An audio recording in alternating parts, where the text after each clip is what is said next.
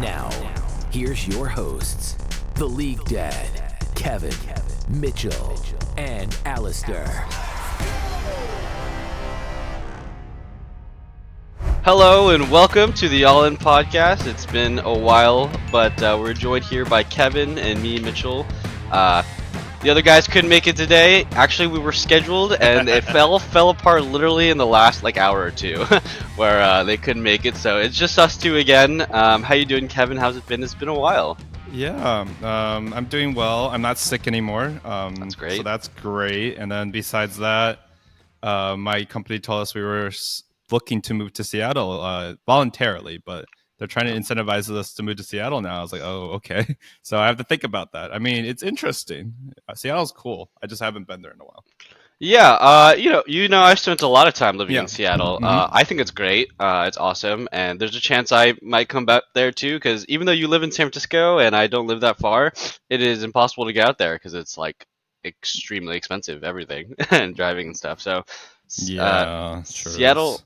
yeah, is a bit cheaper, which is I think one of the main reasons I like it. And it's nice. But yeah, that's cool. That's cool. How have I been doing? I've been doing up and down. I had a ton of interviews, a ton of opportunities. They all fell apart. So I am still jobless, unfortunately.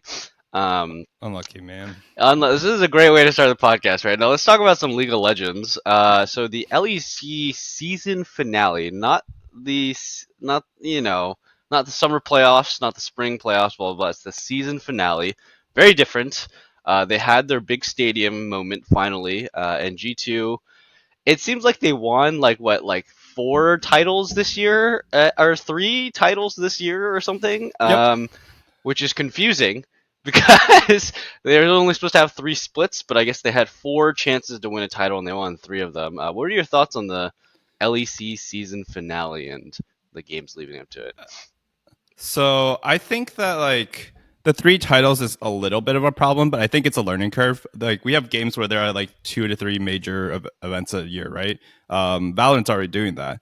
I think it's more of an issue of they didn't do live events for the finals, so no one, just the energy's not there.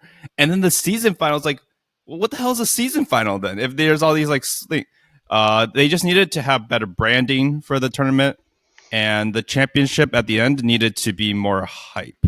Also, the actual championship was 3 or 4 weeks after the end of the season, so we were just sitting there with all this energy, and then it just slowly dissipated because we're just this is dumb. I think the format on paper is fine. I think it's just the branding and the timing. I mean, they can make other improvements, but I think fundamentally it's not the format's fault. It's the scheduling and the planning. Yeah, I can agree with that. The scheduling, I mean, is definitely the main big problem that everyone had issues with because there are these big gaps. There's awkward times where, I think for MSI, they had their spring split end maybe a few weeks right before MSI, but they had a bunch of big gaps in between their regular season and playoffs. So that was weird. And then it's already been addressed. I think one of the LoL directors said that they were adjusting it to make more sense, which is cool, which is great. And I think the format, we've talked about it a bit. We like, how it is kind of conceptually, but maybe could just be adjusted here and there. Yeah, but I think it led to a lot of very interesting runs. For example, Fnatic, was pretty much terrible the entire year, but they had so many chances to improve that they actually managed to get it together for the season finale and for the summer playoffs and make it kind of far in the summer playoffs and then make it to the finals as a season finale. So I do think that's cool, and that leads to interesting story runs. You also had Excel, right? They were 10th place or 9th place or whatever in the first two splits, and then they got third or second or something in the last split. So it gives teams more time to kind of do something in another split because they don't have to. They get to start over, right? More than once. Where for other regions they only get one chance to start over, right? Spring split and then summer split, and then they're kind of pooped. Yeah. It also I think objectively, I think it was a success for the lower ranked teams. XL got to the finals, y'all. If they had done better job branding this and hyping it up, I'm pretty sure this is a huge deal. XL was the 10th place team, twice in a row. Actually, historically, they were doing pretty badly. They just took talent and threw it out the window, right? They had a super team at the beginning of the year with like Vethio. Was Odo on that Yeah. version of XL? Yeah, Odo was on it too. Xerxes was on it too, yeah. Like really well tenured players, and they got 10th. And then they just took like whatever they found as leftovers. They took old Schalke, basically 4 out of 5 of old Schalke. They took Abadage off of his awful year in NA, and they made it to the finals. I mean, they didn't do amazing, but they made it to the finals. Like no one does amazing against G2. Spoiler alert. So I think that's awesome. I think the BDS run in the second split was awesome. I think the Mad Lions reverse sweep was awesome. Like, or it was the same split against BDS. Those were all sick. There were so many cool storylines, and I think if they just, if they spaced it out between the splits a little bit more, and took that 3-week break and just like added a week between the splits, even that to me is just better, right? You have a little bit of breathing time between splits more so that you can, work out what your stories are going to be and how you're going to hype it up. It's all about how you push it, I think. I don't think it has much to do with the format, because the format itself is mostly fine. They could maybe balance out the game load, but I think it's mostly fine. It's pretty interesting. Yeah, I agree. I think we tackled the format pretty well. Do you want to talk about the contents of the game? Anything surprising about, maybe how G2 played or how Fnatic played? How Yes. are you worried? Like, we can talk about maybe the future of how they're gonna impact Worlds and their performance and stuff. Because any thoughts in that area? Yeah. Yeah, I think I actually heard someone say something similar, but I had this thought while I was watching the series. After game 1, I was like, wow, G2 is like really cooking. They're playing so well. I really like that. I really like the coordination they showed. And then the game 3 happened. Yeah.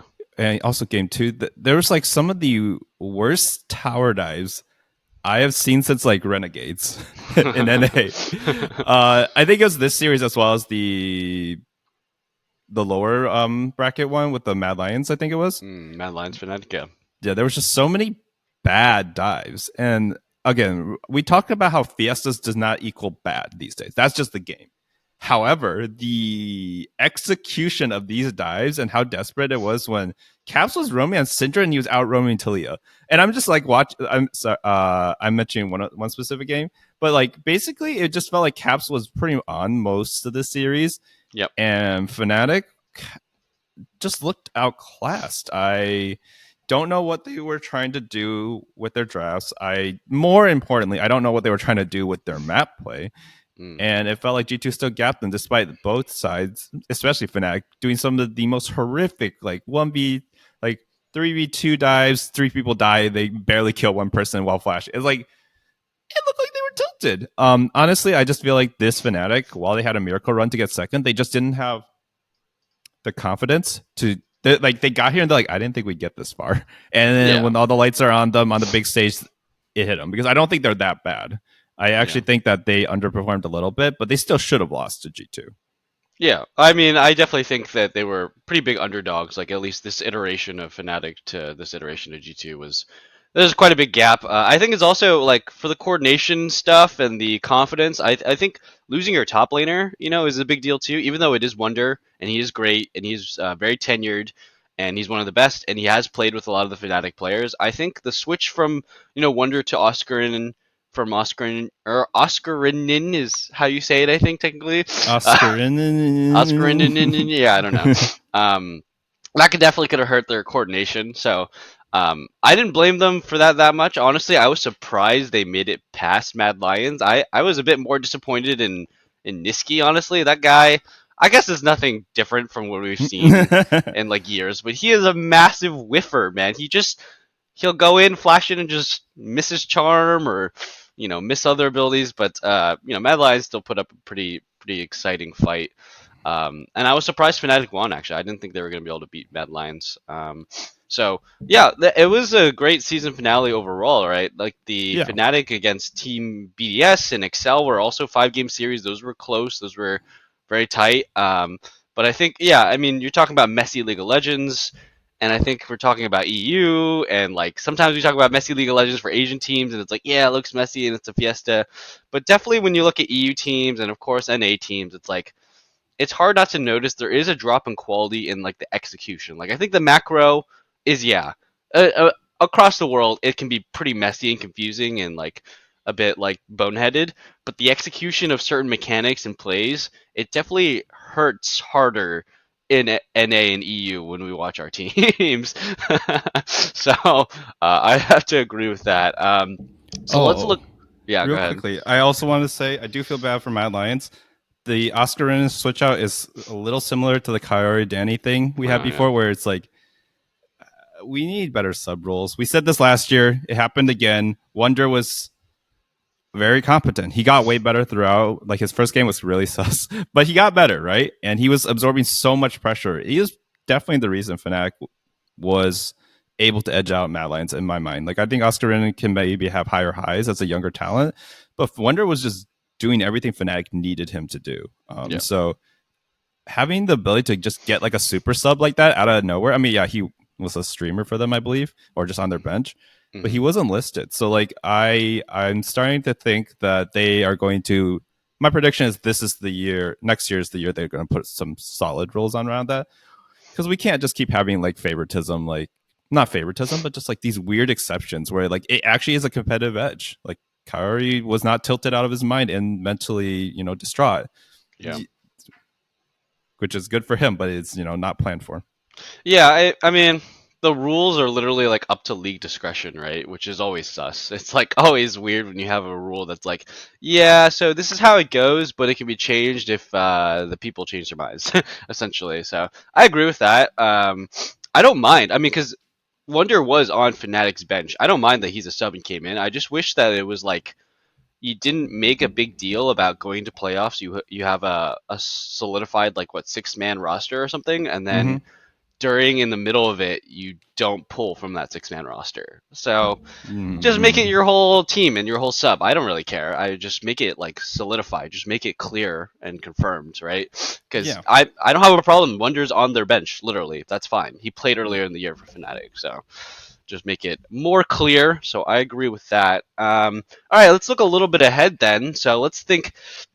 We can kind of talk about all the rest of the teams in this part of the conversation. How do you think G2 and Fnatic and Mad Lions and I guess BDS are going to match up in the World Finals, and then we can kind of start, or not the World Finals, the World's Championship tournament, and we can kind of talk about our teams and some of the other teams, but we'll start off with the LEC because that's where we're branching off from.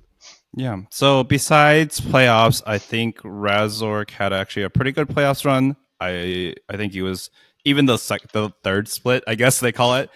He was also just pretty decent. So I think Fnatic will do fine. I think they'll have less variance though, because they have a traditional ADC. Wonder is great at absorbing pressure. They have all these elements, right? So all that to say is I think they'll win like one or two games and then just get knocked out. I think they'll be fine and they won't look terrible as they lose to better teams. I think BDS has the higher chance than Fnatic of having like upset factor, because like they just play weird shit. They just like, Yep. As far as like the meme goes, Adam is basically going to do in the first match or second match, he's going to get a freebie. They might not win, but he's definitely going to take a Korean or Chinese team off guard. They'll be like, what is he doing? And then the Bins of the world, the Zeus Deuses of the world, they'll just destroy him. Like once they get cynical about his champ pool, they're like, there's no way he's just gonna force Olaf here, right? And then he like picks it, and you're like, oh, okay. And the game, like the next time someone sees that internationally, they're gonna react. The reality of the fact that matters, I've seen these like quizzes from LPL and LCK where they don't even know what LCS like players are, like besides Bjergsen and Doublelift. Like they're like, is that LCS? Is Rogue LCS? Like they don't know. So they don't give a shit, guys. G2 will be fine. I expect them to go 2-4 in round robin. I hope they actually make it out. But I think it's going to be a heartbreak. They're like just good enough if they have the right luck. But without knowing the matchups, I think their dives and their other stuff, they're just not good enough unless Caps just blows up, right? Which he's actually looking good in playoffs, but I don't know if he'll carry it on to Worlds. Yeah. To inform the audience and possibly myself too about the World's format is essentially it's called a Swiss bracket. You go in, you have all your teams in a big pool, and you just play, right? You play a best of one, and then if you win a best of one, then you get it with points. And then your next match, you only play against another team that has another point. So it kind of goes on like that, right? So if you lose one, so if you're minus 1 point, you only play against a team that's another team that's minus 1 point. And then you go on, so you only play against O2 versus O2, or 1-1 versus 1-1, or 2-1 versus 2-1, blah, blah, blah, goes on. And then you play a best of 3 to determine essentially your last match that you could possibly have. So your elimination match. And then I think everybody who is positive can go past and advances to the playoff bracket. I think that's how it works. Yeah, so that's pretty much that.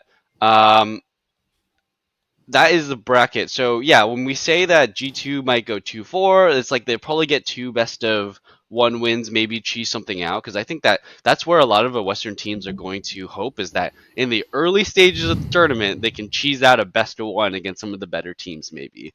Yeah. So yeah, go ahead if there's anything else you want to talk about, maybe G2, and then I'll give my thoughts or something like that. Yeah. I think the last thing I would put for G2 is I'm glad that I said this last year as the eulogy when Hansama left TL. I'm glad he rebounded. I always thought he was good. He just had a bad fit with TL. Like either we were bad at coaching him, he didn't like NA. There's all these reasons, right? That could happen. I mean, that roster was kind of a shit show in general. But I'm glad that he is able to play his Draven, although not always to win. But it's just exciting. It's great to see like these picks. It's great to see him, and he is proven internationally. Like we haven't seen him internationally because TL bombed out, right? Yeah. So I'm really happy for Hans. I'm really happy for Mickey that he was like, why was he not on G2 for a while and then came back? Like it was so odd when he moved to XL, was it? Or no, he moved to Heretics. Wait, shit, I don't remember. I don't remember. But he moved to like some ass team just like Yankos did. So I want Yankos back. Like the meme really is just like, what's the best G2 roster you could think of? I'm like, isn't it? Well, with Hansama, I guess. Hansama, Mickey, Caps, Yankos, and then Wonder, maybe. Wonder. I mean, Broken Blade's pretty good. BB had a great Swain pick. I wanted to also highlight that. That Swain pick was like one of the few games where I'm like, this thing is just winning by itself. Like the rest of G2's kind of just losing, and then Swain is 1v5. It was actually sick. I wanted to see it in the finals though, but oh well. We got to see it on an important match, so awesome. Yeah. I mean, I think Broken Blade is playing one hell of a year. Yeah. Like, especially being last year, he was clearly the weak point of the team. I mean, G2's bot lane was also pretty weak too last year. But this year, it feels like Broken Blade is like that other guy. It's like, okay, Caps is not doing Caps things this games. Yike didn't get ahead. Hansama is still like ramping up. It's Broken Blade. He comes out and he does the Broken Blade things, and he's been pretty good this year, and he has lots of flexible picks. So I'm excited. It's cool. He represents NA, right? He has an NA title. He's got an EU title. One of the few players to do that. Yeah, I'm excited for the G2 roster. They have weird drafts and stuff, but the thing that worries me about this year in particular, the Worlds Group stage, is like you can't really prep for teams the same way that you could in all the past tournaments and years. Even if you go to MSI this year, you could prep for the people that you knew you were playing in your bracket, right? But there's not really a bracket in the same way. And G2 always seems to me like a team that's better if they can prepare against specific people. And if it's in like a kind of unorganized mess or they don't know who they're playing against, do they just revert back to standard or do they try their wacky picks out and it doesn't work? Because I feel like a lot of their wacky picks that they do, they seem wacky, but they're actually very calculated, and they know that it's going to work against this specific team because they know how the draft's going to work out and stuff like that. So, the Lissandra support, stuff like that, like if they pull it out at Worlds, I could definitely see them pulling out a team they're not familiar against and just getting absolutely smacked because Lissandra support doesn't sound like it does very well in lane. And they're just kind of like doing okay in lane. So interesting stuff for G2. Yeah, I think that they have a chance to do well. I actually think G2, unfortunately for the rest of us in NA, is probably better than any North American team too.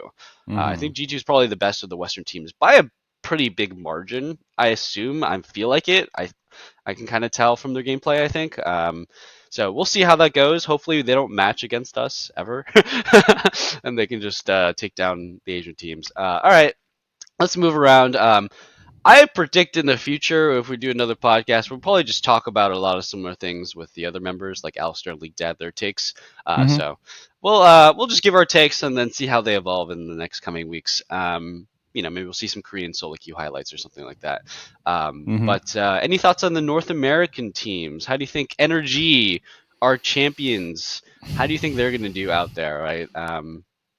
Maybe some Cloud9, maybe some Golden Guardians, some Yeah. TL. So how I think is I've always said that I think TL always does well at Worlds because they do always do well in terms of their record. Whether they get out groups, unfortunately 3-3 is this is the year 3-3 works.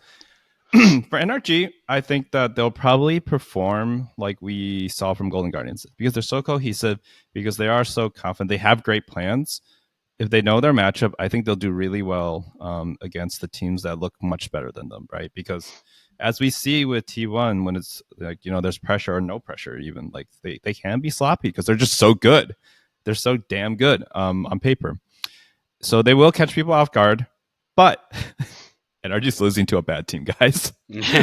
Oh, absolutely. Like we were memeing about the whole like all season we were memeing about them beating the good teams and losing to the bad teams. Now exacerbate that. Like teams that are like 15th place LCS skill level, right? NRG's gonna get wiped. They're gonna practice all for like T1 or whatever is in their bracket, in their round robin, and they're going to lose. And it's gonna be hilarious. I can't wait. I think they're gonna be like a clean 1-5-2-4, and then the one win they get will be like very counter logic. So that's what I think for NRG.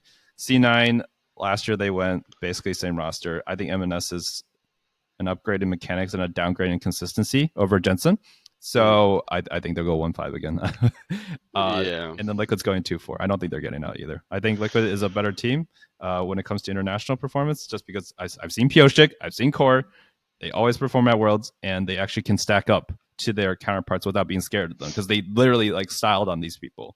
Pyosik had everyone call him shit for a whole season, including me, and he won Worlds against everyone here, right? Who's attending, except for he didn't play against Kanavi directly, but like there was a lot of people here, right?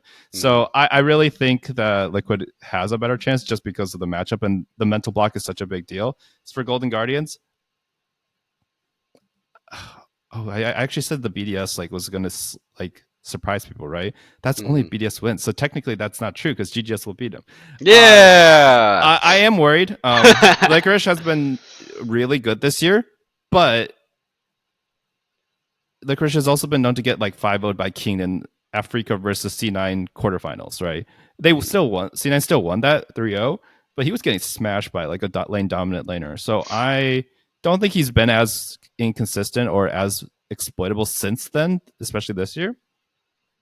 Man, I'm worried Adam's just going to smack him, because like who plays like that in NA? Who plays those characters? Who plays that style? More specifically, who plays that style at that level? I'm really worried that the first two games are going to be washes in the top jungle combo.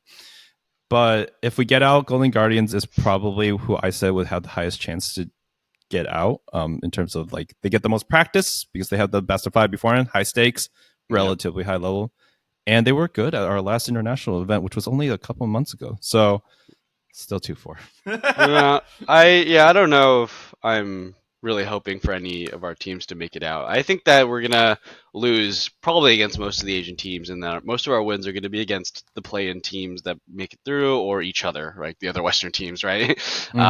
So for Golden Guardians, specifically against BDS, I'm kind of worried also for Golden Guardians. I was thinking it was going to be Mad Lions. It was not Mad Lions. It's BDS, and yes, Mad Lions beat BDS domestically. Unfortunately, that doesn't say much for Mad Lions' strength internationally, right? Mad Lions could win the whole title, and I would still think GGS beats them in an international event. But BDS is, I mean, this is their first international tournament ever for most of these players, right? I think it's... So Adam's been there, but it was a fake Worlds because his whole team collapsed. His whole team collapsed. It was a sub, upset, wasn't even there half the time. Yeah, it was weird. So Adam's been there, but I think most of the other players have not been there. Yeah. Yeah, I don't think any other player has been there. Has LeBrov ever been there? Nuclear, and definitely not. Crowny, definitely not. No. LeBrov, I don't know. I think LeBrov maybe as like a sub. I think on another. But Sheo definitely not. Sheo's like a 2-year, 3-year-old player at so, this point. We have that advantage in that Golden Guardians does have experience on international grounds, but BDS has that, always had that underdog mentality as well. I think GGS has that underdog mentality, but it seems like they used it up. They dried it up. I don't know if you're playing Baldur's Gate, but they keep rolling low on their underdog status, and they just don't get the powers. So I'm worried. I just hope that if I think if Golden Guardians practices well and they have good mental going into the series, I think that they'll be able to take it. But that's my worry is that we won't see them play for ages. Like the last time we saw them play, it was kind of a pretty sad loss to Team Liquid in their game 5, right? They just kind of mentally collapsed. Like Gory just kind of threw his body in there and died and lost them that series. So Yeah. I'm hoping that mentally they're prepared. I do think that uh, yeah, I think they have an okay matchup against BDS. BDS is very macro heavy, right? They're very macro heavy. They're very good at pretty much playing around dragons, right? That's their entire identity is fighting around dragons and team fighting around there. And Golden Guardians is much scrappier in the early game and much looser, right? So I could see it going where Golden Guardians gets ahead and loses some team fights, and Golden Guardians has to play a different way to win their games, which is fine. I think they can do that. I think they had a lot of skirmishy victories in their past, so we'll see how it goes. Yeah, that's Golden Guardians versus BDS. Well, I'm sure we'll talk about it again as we get closer. For the rest of NA, Energy, um, I really have no idea, right? It's once again, it's that underdog energy. They're gonna have it right back, but like them winning the finals was kind of unprecedented for these players and this team. So I don't really know what they're gonna do with this international. I have no idea. All I do know is I think FBI will probably just be look the same. You'll have a lot of solid farm, and you'll make a couple mechanical mistakes and probably get punished. Cloud9, yeah. Do you want to talk about actually the Eminez released an article very quickly about Yeah. how he felt that he had a lot of mental issues and like nervousness and like was whiffing a lot of easy skill shots in the finals. Yeah, I don't know. Quick thoughts on that. Yeah, I read that as well. I actually really respect, like, I'm not a big MNS fan. I really respect that he put that out. I think Korean players and Chinese as well, at least in foreign posts, right? They were very rare to like show their weaknesses and like expose that. And so I respect that he put that out because I think you're really opening yourself up to flame from a lot of bad nature community people if you Yeah, do that sometimes. Actually, not sometimes. It just we've seen it, right? And for him specifically, we talked about this before he came on. Like he is pretty notorious for not being able to be solidly on a team. He was really good for a very long time and switched between like 7 teams in like 5-6 years, including tier 2. Like he couldn't be kept on tier 2. That's how toxic he was, right? yeah, So like I haven't heard or seen any like indication of that from like any of the material from C9, just from the stage. Seems like he really fits in here. So I think that for him is just that he hasn't been on this stage. He hasn't gotten this far because he's always been inting himself up to this point, right? So definitely. honestly, I was surprised that it took till this point for it to come to a head. I feel like his playoffs performance was even worse than usual in terms of consistency, and then it had to be because of mental, right? He's never been on the pre-world stage, which is a little different from like spring finals. So all that to say is he does have the talent, but a lot of people have had the talent over the years. It's always been the mental. That's the once you're plus or minus 10% from Chovy, right? What's the difference, right? Or 15% probably.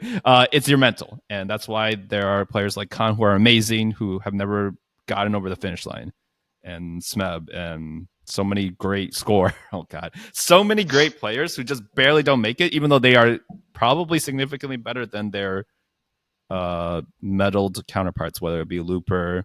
Whether I'm not gonna keep saying names, I'm gonna get flamed out on my mind. Yeah, there's a lot of names you're throwing out I'll here. keep it at Looper or like Pioshik if you're really like a jungle critic, right? But Pioshik Yeah, played well that year. There are some really bad players who have won worlds.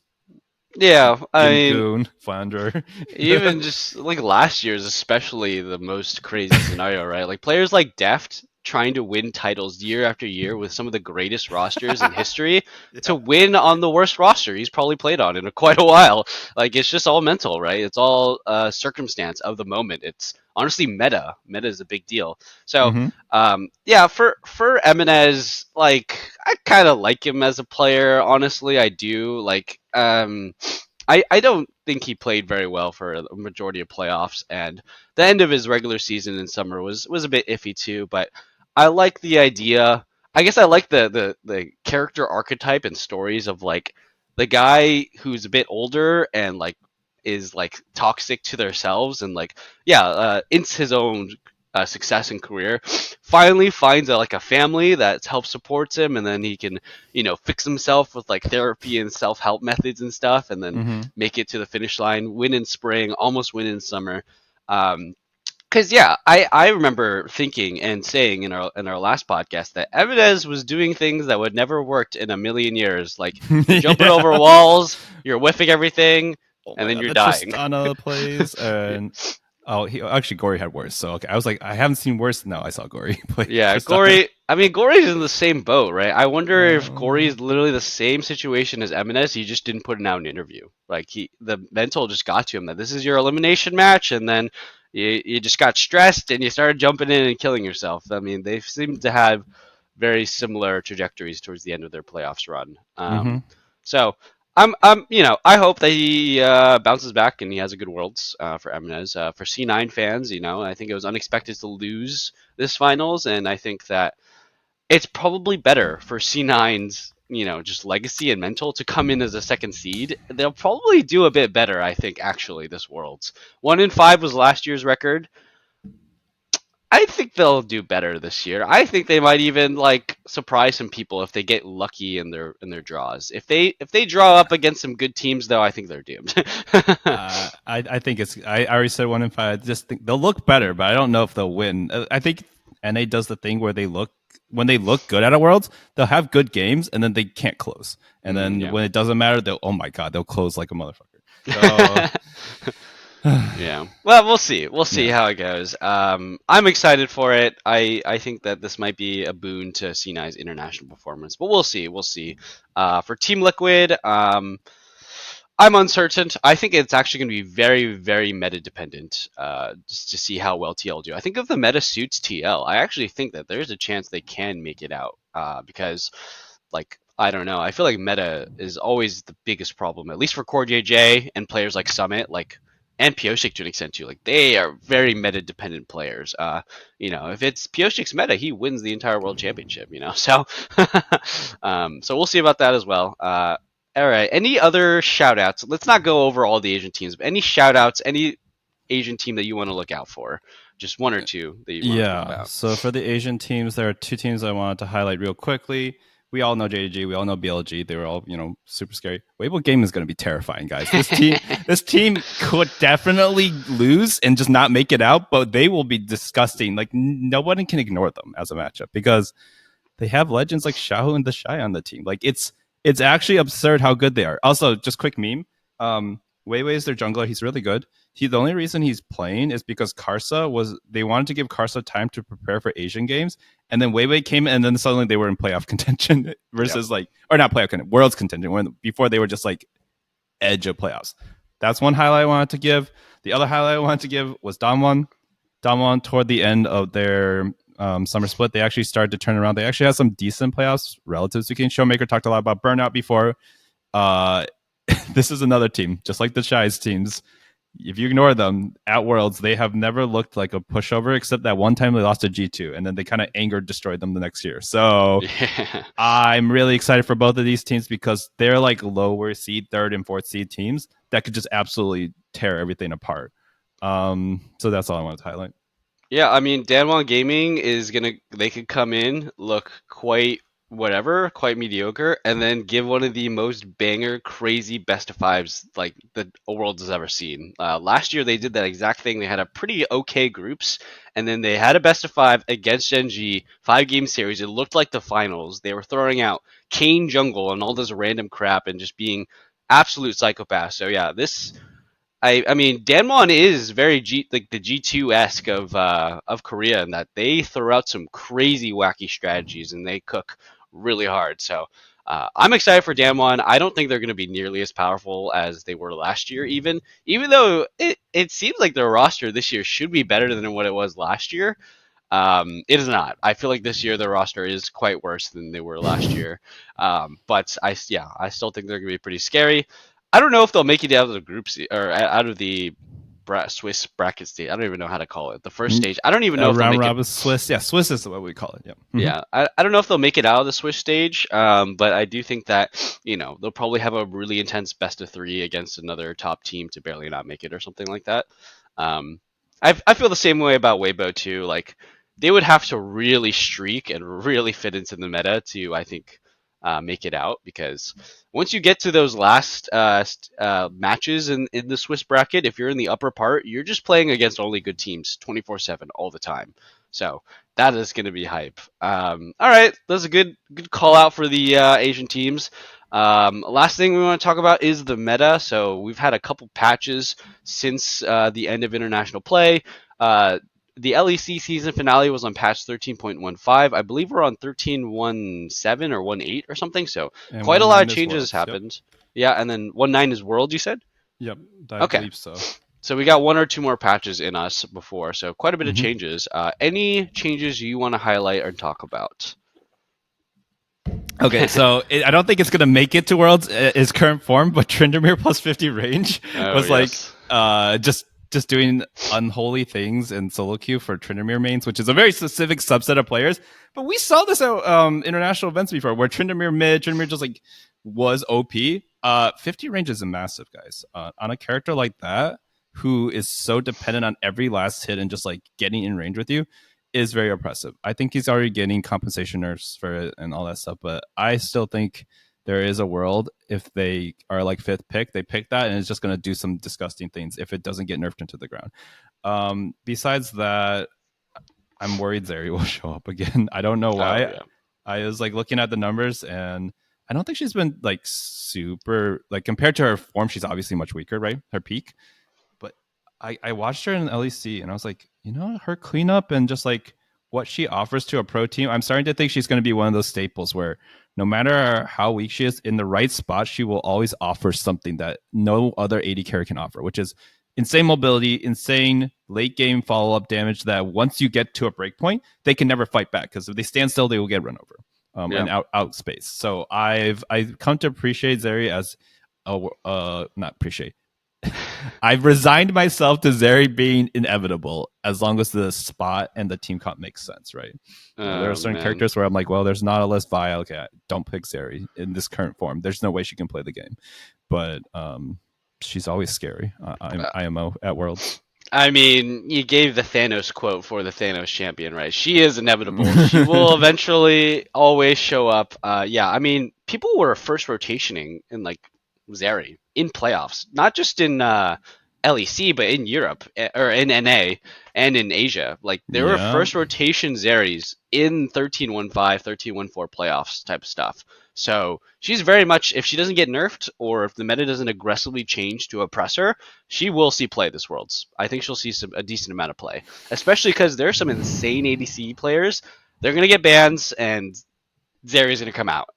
So I don't think. Yeah, I mean, didn't Pays get like a quadra kill in his finals with Zeri? Yeah, So I mean, like, it's very much a thing. I think the only thing that we can be happy about is that enchanters are significantly nerfed, so that we're not going to see the disgusting Zeri Yumi, Zeri Lulu stuff. If we do see that though, I'm calling for a hot fix.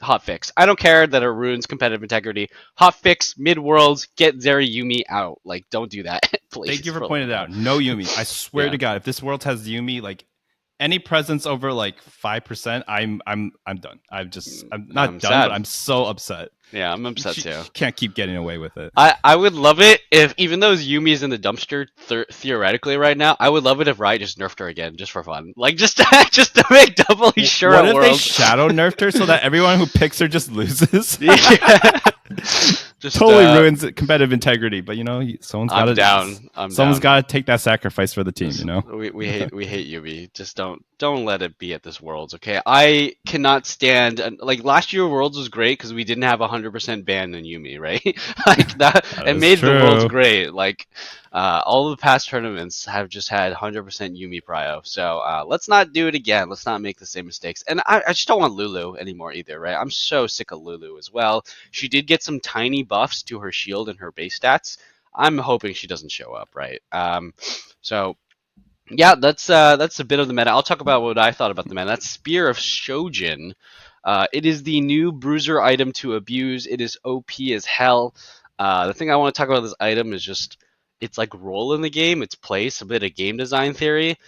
Spear of Shojin is a very poorly designed item, in my opinion. I think it's very poorly designed compared to the other bruiser items that have been OP in the past, right? So I'm trying to compare it to Ravenous Hydra and like Death Dance back in the day, maybe some versions of Black Cleaver and Eclipse and stuff like that. But what Spear Surgeon is bad is that so before it became OP, the reason why it wasn't picked very much is because it kind of had low base stats, right? It had low base stats. The effect of it was okay. The passive that gives you more cool or ability haste for the AD you have. Um, so it was a capstone item, right? It was an item that you bought maybe third or fourth item to multiply all the AD you had already bought into cooldown reduction. But when you're buying that third, fourth item, it doesn't really matter, right? If you have 90 ability haste and you buy Spear Sojin, you get another 50 ability haste. Ability haste has massive diminishing returns where that's not very effective. It doesn't do a lot. 50 ability haste is a ton for an item, but getting it as third, fourth item is not that great, right? You need defensive tools as a bruiser. You need Death Dance, Derek's, GA, stuff like that, right? So it was never that great of an item in that state. So then they buffed it and they made its base stats good. So now that its base stats are good and you first pick the item, as in you buy it immediately, you get this really high base stat item with a pretty okay passive, but then you snowball like crazy because the base stats are so good that every time you buy AD, now you get CDR in the early game, which is super, super powerful and potent. It becomes the most oppressive snowballing item in the game because you have good base stats and every damage you buy is now doubly effective as ability haste, and you snowball harder because your class is a bruiser, and you just need that threshold of AD and health. It's like 50 AD, 500 health. That's what all the first bruiser items give. And then boom, all you need is ability haste. You can just spam your cooldowns over and over again. You dash, you CC them, you heal over and over again. And it's really just not fair, right? So champions like Jax, Jarvan, Rengar, all these other guys that have CC and healing in their kit and mobility, you give them too much CDR in the early game, you cannot move. You get CC'd over and over again repeatedly, and you can never play the game. So I do not think Spear Surgeon is a healthy item. It's very similar to Ravenous Hydra at the beginning of this year, where you buy the item, now all of your problems are fixed. You have CDR, you have healing, you have wave clear, you snowball like crazy, you're unstoppable bruiser 1v9 machine. I think it's the same kind of concept, except instead of wave clear, it's, you know, more abilities, more CC, more damage. So Mm-hmm. that's Spear Sojin in a nutshell. Quickly Yeah. explained. Any thoughts? Yeah. Yeah, Spear Sojin. I remember last patch people asked me, "Hey Kevin, should I build Spear Sojin here?" I opened up the shop, and this is before this patch. It was 65 AD, 20 ability haste, 350 health, and then a bunch of free ability haste as you build more AD, right? Yeah. And I looked at the stats. I'm like, regardless of what it does, those stats are absurd for the price point. It's not like a 3,733 item like Triforce is or whatever. And then they were like, let's adjust it. They lowered the AD from 65 to 60, and then added they added 150 health to it. And I was like, it has 500 health, 60 AD, and 20 ability haste. That alone with no effect would be a okay to pretty good item. Like it's decent enough. And then it has this passive, which once you get more shit, it's broken. What I wanted to add to was I'm really confused what Riot is trying to do with ability haste because there is the machine returns, but the thing is like you don't usually have trade-offs when you pick ability haste. Now, especially when you pick Spear Sojin, there are almost no trade-offs. Besides the other items like DD being broken, Black Cleaver being good in places, you know, like there are all these good items you're like eschewing, but like it's weird because in support they took all the ability haste out, right? They took it off of Mikhail's, they took it off of Redemption, they took it off of pretty much every like all the common items, right? But in 80, if you go Dustblade, if you go Gore Drinker, you can very easily just hit like effectively 150 ability haste and have 60% plus cooldown reduction. You're closer to Earth numbers than old numbers now. Once you go above 60 guys, it's actually absurd. And what I wanted to come down to is like sometimes those builds still feel awful. You're still squishy, whatever. All that stuff happens still. But Riot needs to tune back ability haste. I think that's where a lot of the power creep has come from. When you look at the numbers of your moves, you know, they're still like rank 1, 70 damage. Rank 5, 280 to 320, depending on the character's spell, right? That's your main Q, main damage ability.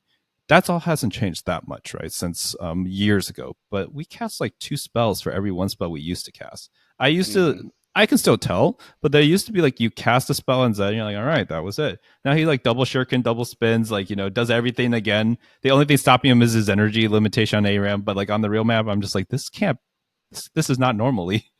Oh no, Zed gets to a point where he has enough ability haste, and you're good enough for the champion. He actually has no counterplay. You cannot touch him, and he is poking you and slowing you and DPSing you and healing off of you, which is the insane part. That just like on another level, like Zed is actually completely broken.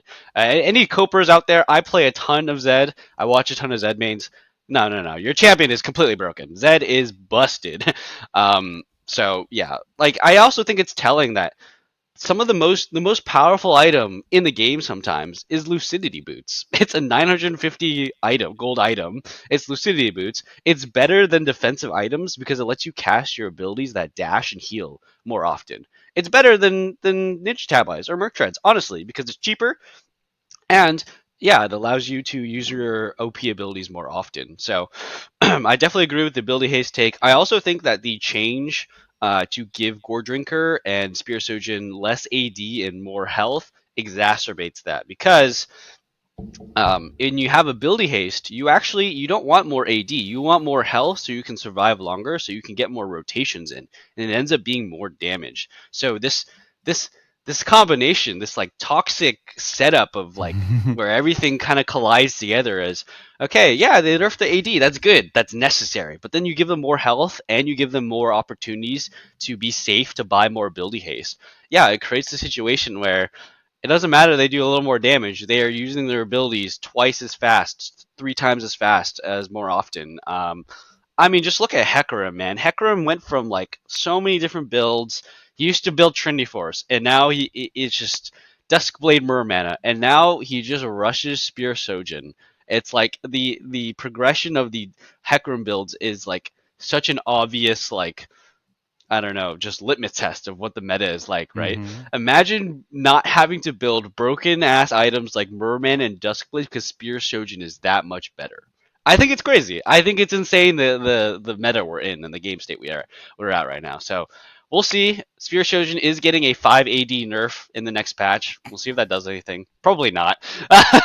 But if this goes into its state, I mean, we could see some really degenerate stuff at Worlds this year from some of our players. Like we already know Jax is going to be an insane like early pick in the draft. We already know, you know, yeah, you'll probably still build Divine Sunderer, but if a Jax ever gets fed enough and he can go Divine Sunderer Spear Sojin, that guy is a team fight monster. Talk about like there's already the fact that he can press E and then Zonias and then press E again and have like what 7 seconds of like you can't auto check the guy. Now you can do that like 3 times, 4 times without Zonias maybe. That's how crazy Spear Sojin as an item is. So yeah, that's what I wanted to talk about. Anything else in the meta that you wanted to discuss? Nothing super major. I think the only other thing I wanted to mention was that I think Nefiri is enabled. I think they have been nerfed enough that they're not going to be super dominant, but I would like to see them. I think it's a hilarious character that is kind of stupid because the W is unbalanceable. I like playing it. I love the auto lock in, like woof woof, just like go kill them. And then there's the counter plays you block, I guess, with a person. I think it's a cool character. I think it's it's either going to be disgusting or bad at any given time. What I wanted to mention though was also that it's weird that Kane's getting nerfed because it has been broken as crap, but like we just barely ever see him in pro play, right? And I thought he was at a level where he could have been worlds ready, and then he got more and more nerfs between end of summer split till now that he got a nerf or two, and I was like, oh, darn it, once Yeah. again. My last comment is World Aatrox is probably still going to be there as always. Yeah, we'll As see. always. We'll see. I think Aatrox is definitely going to see some play. I don't think he's going to be as impressive as last Worlds just because there's champs like Jax and Cassante that exist now that are also quite powerful. Yeah, And they're both quite good into Aatrox. Yeah, Cassante is definitely going to see play. We were we watching already knew that. the recent games. in EU as well as the Asian Games show Yeah. matches, right? Which Yeah. it's not the main event yet, but they were doing show matches between Korea and Vietnam, and then Korea versus Taiwan last night. And yeah, I don't even know if Kasante was played that much, but every time I see the Kasante meme pop up, I'm just like, Haha. this expresses my feelings about Kasante so well. Yes. Yes. Some other things I wanted to tackle about the meta. I think that we're gonna get a lot of Orianna. I think she's gonna be pretty high prio in the No, mid really? lane. Yeah, she's been seeing a ton of play in high elo solo queue, Mm. in all the regions, Korea, EU, NA.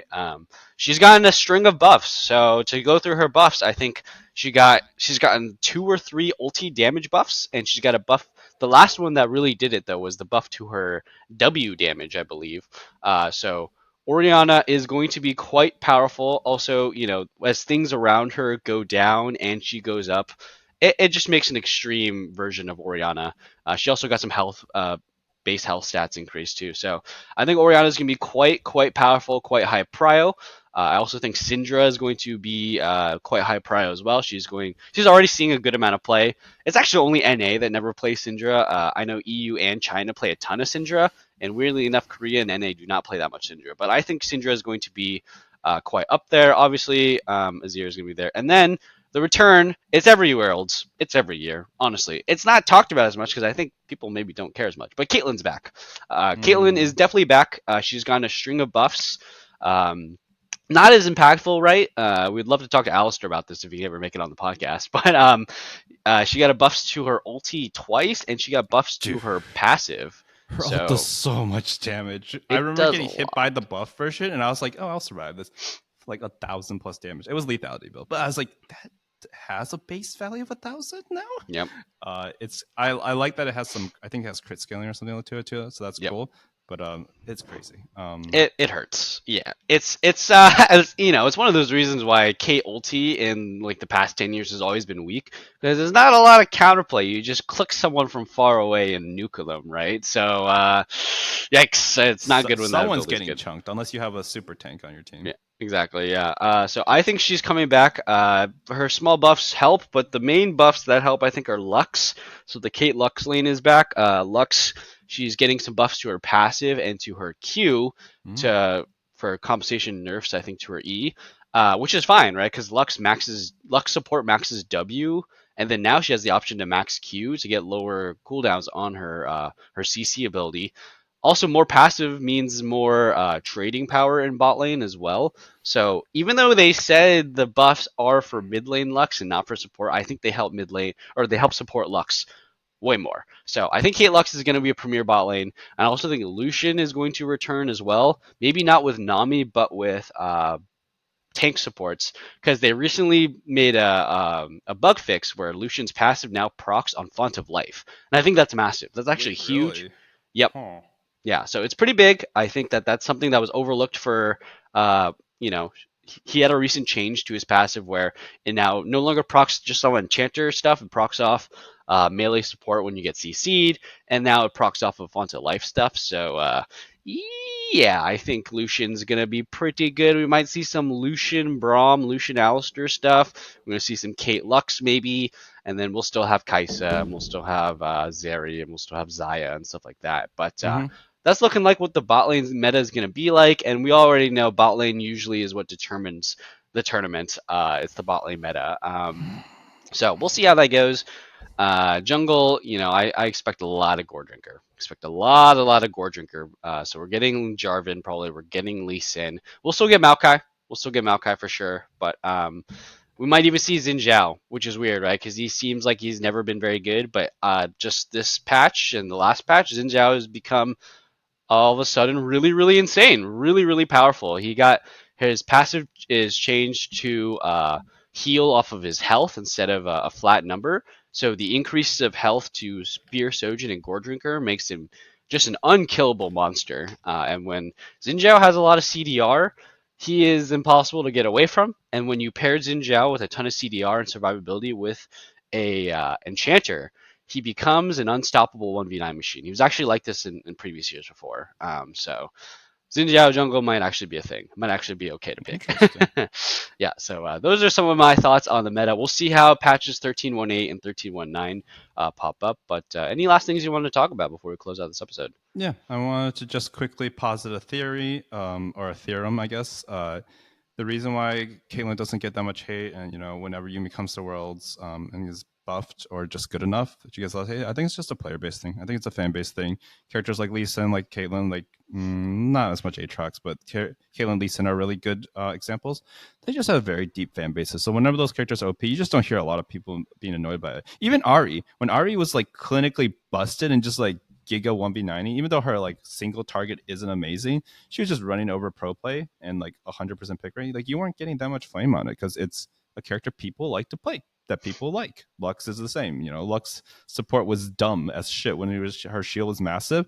And like, yeah, some people say, oh, e-girl, but like there was enough of a fan base where people would support the character. So I think I'll keep running the theorem over the years, but I really do think that the longer a character's been around and the more people like it, like you very rarely hear this kind of hate train for any old character that's season 4 or older, except for Yasuo. Yeah, that's because Yasuo was the OG original, like yeah, he's Cassante, like the turning right? point, right? He's the turning point of like, what the hell is that? It's like I can kind of see like through League history. It's like Yasuo was when things got absolutely like pretty crazy. Like wow, League champions can do this now. That's nuts. And then Zoe was like when okay, we gone too far. Like you can pick up summoner spells and you can do all this bullshit. You That's can when pick like up summer spells that no one has. You can pick up redemptions, which is like literally the most of the effect of the item. yeah. She was teleporting for free off of minion drops. She was doing like 1,000,000 damage, not hitting. Okay, Yeah, but Zoe was like the that was like there's like multiple turning points in League, right? Like there was Yasuo many years ago. There was Zoe not that long ago, maybe like 5-6 years ago, and then it just unleashed a barrage of insane champions: Kai'Sa, Xayah, Aatrox, new Yuumi. Aurelia, new Akali, yeah, Yuumi, Cassante. I mean, Cassante and Viego and Gwen, those are like the even next generations of crazy champs. I think I put them in the exact same tier as each other. They're like they're all built with the same bullshit. Like you can run over the whole game by yourself fantasy, and they're all top. They're all top lane focused. Yeah, pretty much. I mean, like it's kind of funny how we like as long-term League players, you can kind of like separate the generations of when champions got even more and more BS, right? Like, yeah. So, yeah. Honestly, that's actually yeah. You remind me. Sorry, Gwen jungle.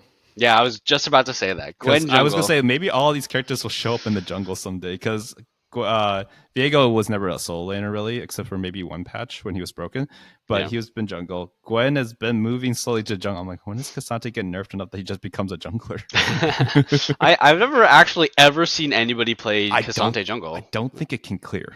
I'm pretty sure it's just why. really dog early. But someday. But I mean, his ganks sound pretty good with red buff early. His ganks sound oppressive Level as hell. 6, he drags you into the shadow realm. Yeah. I don't know. He has enough mobility where I could see it being annoying. Yeah, it's clear, right? We'll see. I might have to try after this podcast. I might try. I don't think it clears. Don't do it. I'm gonna do it in a practice game. See how okay. goes. Yeah. It'll just be 3 minutes of my time. But Gwen jungle, I could definitely see that flexing, right? I actually think Gwen is such a broken champion, even now. Even though she's been nerfed a bunch and she does still see play, she's only really a counter into Cassante. But I think Gwen is still really strong, really impressive. Oh, last one I forgot to say. Because Renekton is still busted and very powerful, very OP, is Elise. Elise got huge buffs. This is like, go back like 5, 6, 7 years ago when Elise was literally the premier jungler. And actually, wasn't it earlier this year that Elise was a premier jungler?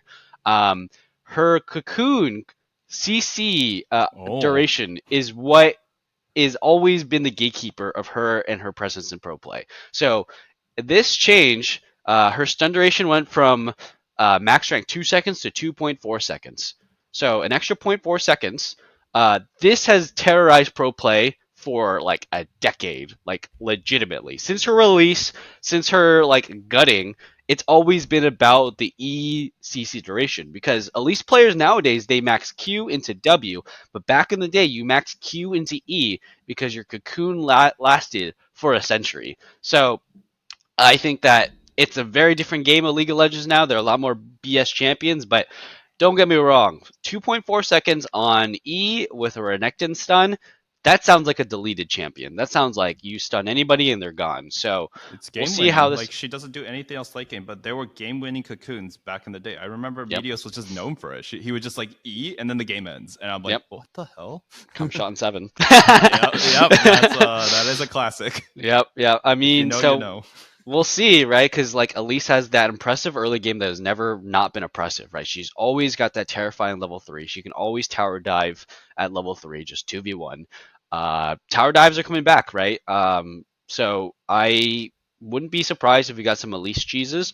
I don't think she's gonna be as good as like your J4s or your Lee Sins or whatever, but you could definitely see a strategy where you get your early rotation Renekton, your enemy does a bunch of jungle bans, you pick Elise, you stomp over the early game, you get to the mid game dragon fight, you land one cocoon, boom, that person gets deleted. Fight just snowballs into craziness. So we'll see how that goes.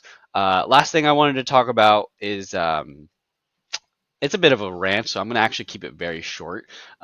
Is the progression of League of Legends has like been very odd. So um, remember when TP was changed to 14 minutes, right? It was like I think it was in 2021 where TP was getting so abused that people would just TP at 2.5 minutes to do a 5v2 dive in bot lane, right? And then the game was just over 3 minutes into the game, where because there's 5 people bot and you tove them, and it's like the enemy bot lane is level 1. They didn't even get to play the game and they're dead, right? So they changed that to 14 minutes, and then now they changed it back to 10 minutes. But the difference is that back then champions were not as crazy.